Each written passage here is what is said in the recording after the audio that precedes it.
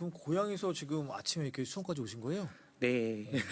어떻게 좀 차 어떻게 많이 막혔을 것 같아요? 예, 출근 시간대라 교통체증이 좀 심해서 한 2시간 좀 넘게 걸린 것 같습니다. 예. 아이고. 네, 이동하면서 왜 이렇게 수도권 간의 이동이 이렇게 어렵나라는 생각을 했고요. 예. 역시 도시계획과 교통정책은 함께 가야 되는 것 같습니다. 아, 예, 예.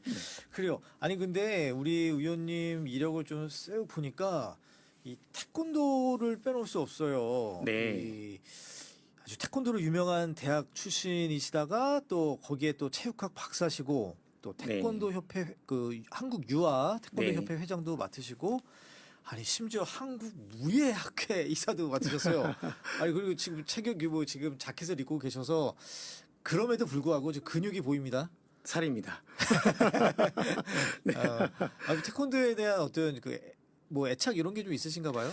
그렇죠. 태권도는 그냥 일반적으로 그 실기적인 부분뿐만이 아니라 태권도를 수련하는 사람들에게 생애 전반적으로 선한 예. 영향력을 끼치는 그런 좋은 운동이죠. 네. 그리고 특히나 이제 도전이라는 부분에 있어서 좀 두려워하는 부분이 있는데 그런 도전을 즐기는 그런 사람으로 성장을 하게 만들고 무엇보다 예. 승부근성 그리고 인성 부분에서 가장 큰 영향을 줍니다. 아, 맞아요, 맞아요. 이게 보면 네. 저도 소실적에 이 태권도 학원 다녔을 때 네. 그냥 아야야 요거만 하는 게 아니라 뭔가 정신 수양 요기에 좀 초점을 두고 우리 관장님이 가르쳐 주셨던 것 같아요. 맞습니다.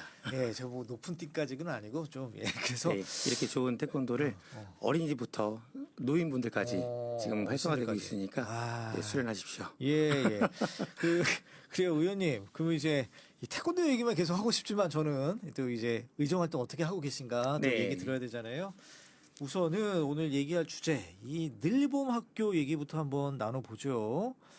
아, 이 정부가 좀 야심차게 추진하고 있는 늘봄 학교인데, 하지만 좀 현장에서는 또 그닥 또 이렇게 만족하진 않은 목소리가 있어요. 네, 뭐 현장의 목소리는 정말 간단한데요. 네. 아이들은 남아 있는데 어른이 좀 없다는 겁니다. 어른이 없다. 예. 네, 늘봄이 필요한 건 맞는데요. 그런데 이제 하지만 좀 더 철저하게 준비를 했었어야 하고 예. 지금은 공간만 있고 그리고 운영이 좀 부족한 상태입니다. 현장에 인력이 사람이 부족하다 보니까 이런 문제들이 나타나고 있는 거죠. 그러니까 늘봄 학교에 투입될 그 우리 그 뭐랄까 어른이 없다. 그러니까 투입할 인력이 없다. 네. 큰 문제네요. 그럼 사람 문제인데 아니 근데 이거는 어떻게 좀 예견됐던 거 있지 않을까 생각이 돼요. 충분히 좀 뭐 예상했던 일인가요? 네, 맞습니다. 이거는 충분히 예상할 수 있었던 문제고요. 아이들을 학교에 맡긴다고 해서 교사분들이 그 모든 시간을 다 책임질 수는 없거든요. 예. 네, 그래서 인력이 부족하다 보니까 교사분들의 업무량이 점점 늘어나고 있고 예. 그런 힘듦을 호소하고 있습니다. 뭐 이거는 당연히 아이들의 안전과도 직결되는 문제이기 때문에 지역 인력 풀을 가동해서 예. 이제는 전담 인력을 구축해야 될 때라고 생각을 합니다. 아니 그러면 그 교사 1인당 학생 수가 한 몇 명 정도 돼요? 한 10여 명 뭐 그렇게 되나요?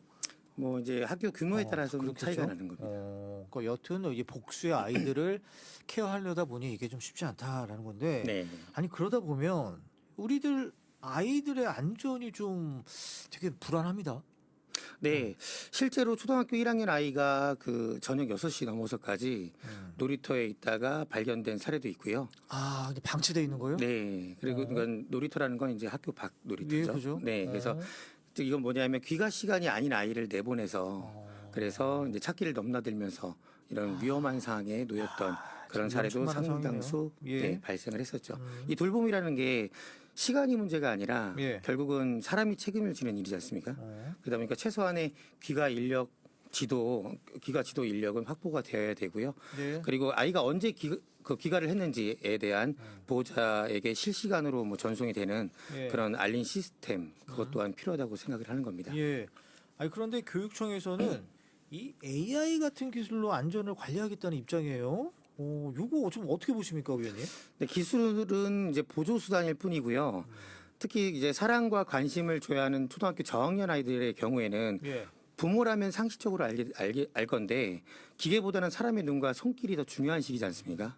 그렇기 때문에 그 부분이 훨씬 중요할 것 같고요. AI는 서포트일 뿐이고 결국 핵심은 사람인 거죠. 그래요.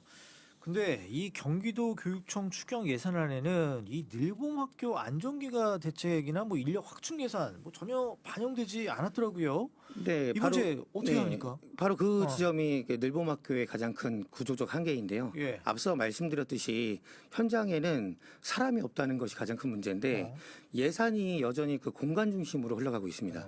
그래서 특히 폐교 예정지나 뭐 통합 대상 학교처럼 뭐 장기적으로 운영이 어려운 곳에도 시설에만 예산이 투입되고 있는 사례가 있어서 예. 반면 실제로 돌봄이 꼭 필요한 학교에서는 인력이나 뭐 귀가지도 시스템 이런 것들이 부족한 상황인데요. 예. 근데 이건 단순한 예산 부족이 아니라 예산 구조와 그리고 우선순위가 잘못됐다고 생각을 합니다.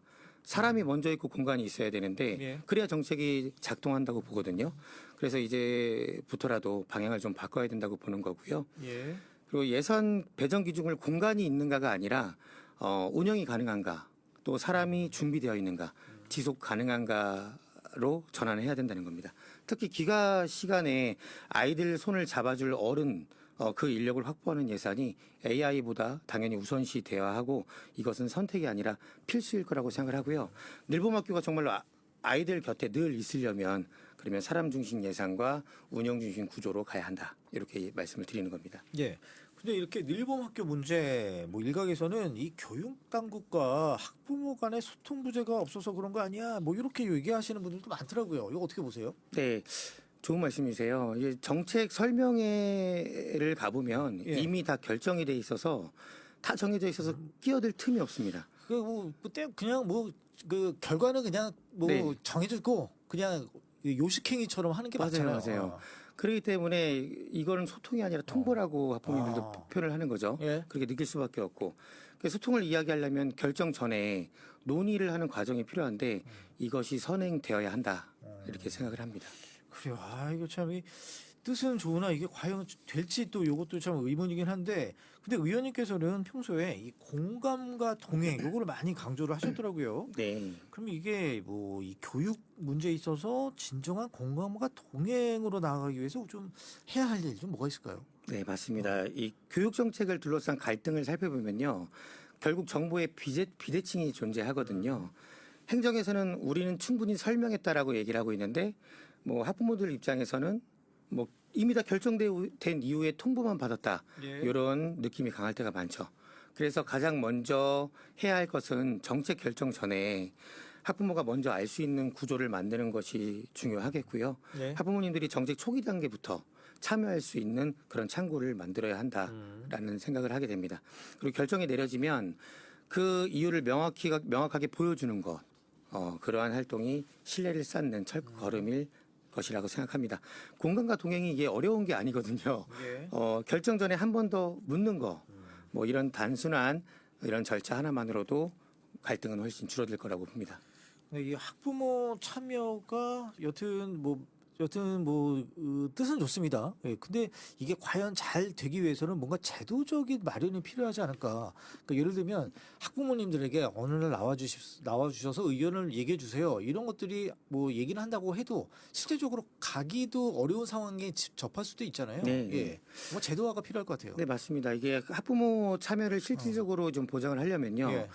우선 지역별 대표 학부모님들의 협의체가 필요하거든요. 예. 네, 근데 뭐 그런 거 있지 않아요? 네, 예를 들면은 말씀하셨던 것처럼 있었거든요. 그 있었던 게 뭐냐면 학부모 네트워크라는 게 있었는데 예.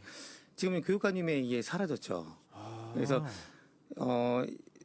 그 지방자치를 존중하는 그런 현 시대에서 예. 이런 학부모님들의 자치 활동을 막는 게 말이 되나라는 생각을 하고 이거는 차후 부활시켜야 된다라고 보고요. 예. 다시 뭐 이어서 말씀드리면 다양한 의견을 들을 수 있는 오프라인 뭐 간담회라든지 그리고 학교 단위의 소규모 모임 이런 것들도 좀 병행되었으면 좋겠고요. 경기도의회에서도 이런 소통 창구, 이런 참여 구조가 지속적으로 좀 운영될 수 있도록 조례나 예산 등을 지원할 생각입니다. 예. 그리고 단순한 그 학부모는 단순한 그 민원인으로 예. 이렇게 생각하면 안 되거든요. 학부모님들은 정책의 공동 설계자임을 잊지 않았으면 좋겠습니다. 네. 그리고 학부모님들 마인드도 좀 바뀌어야 되긴 하겠네요. 예, 뭐 그냥 네. 자기 자식들을 보내는 학교에서 벌어지는 일인 만큼 네. 자기의 목소리를 낼 수 있는 네. 그런 곳에는 좀 많이 좀 참여를 해주셔서 네, 이렇게 좀 교육 현안이 잘 해결됐으면 좋겠습니다. 네, 좋은 말씀이십니다. 예, 저희 지금 4부 의정 포커스 변재석 경기 더불어민주당 의원 모시고 이 의정 활동 어떻게 하고 계신지 지금 얘기 나누고 있습니다.